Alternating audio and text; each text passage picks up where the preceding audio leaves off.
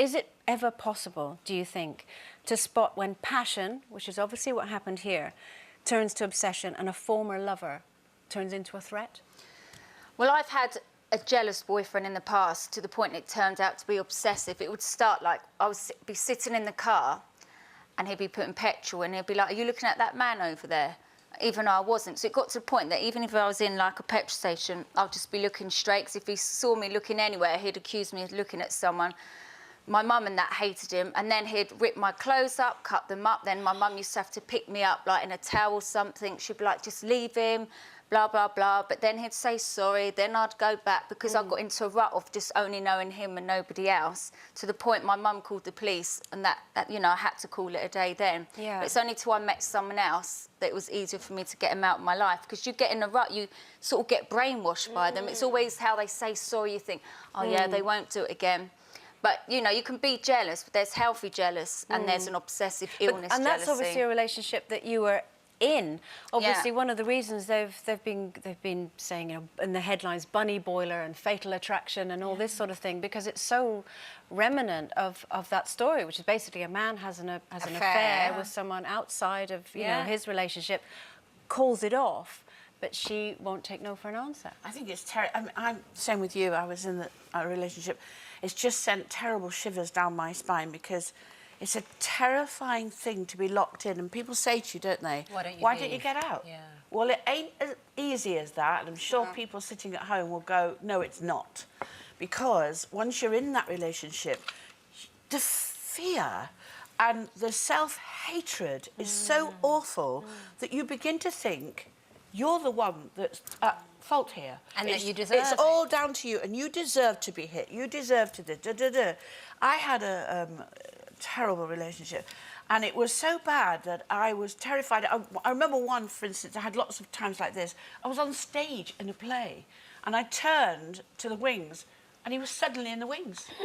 Turned back, and turned round, and he'd gone. Oh, God. And so he used to stalk me like that, and suddenly I was at drama college one night, and everybody had gone home, and I was just packing up, and I heard feet walking down a corridor, and he suddenly was in the doorway, and he said, I'll see you outside. Get out now. Oh, my goodness. And I just froze. What did you do? I just ran in the opposite direction, got to the front door, it was locked. I had to go to a phone box in those days, rang a friend and said, please come now. I found the caretaker. All this time must have taken, I don't know how long, when he was walking round. Unlocked the door, Robin came, I jumped to the door, a car, and I saw him come round that corner. And I just said, drive, drive.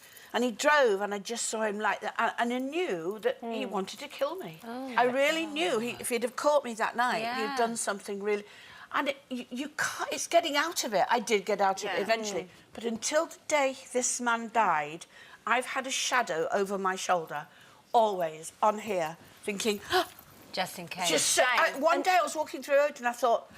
And I saw a face, but I knew he was dead, but I saw that face. And Sherrie, that's obviously experiencing it from a personal point of view of someone who's refused to let you go. But June, you have a friend. This is incredibly interesting. This is what it's like seeing inside the mind of a woman who's behaved in this way. Yeah, been so obsessive I in this have way. a friend, I mean, nothing to this extent, but she was in a relationship and her partner ended it.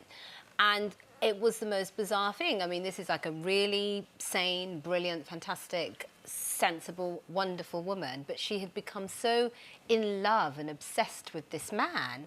And when he finished it with her, she started stalking him, calling him all the time, following him and his new girlfriend, ridiculously really awful, so. Just anywhere they would go, she would be there, to the point she then got somebody, like a techie person, to hack into their email system.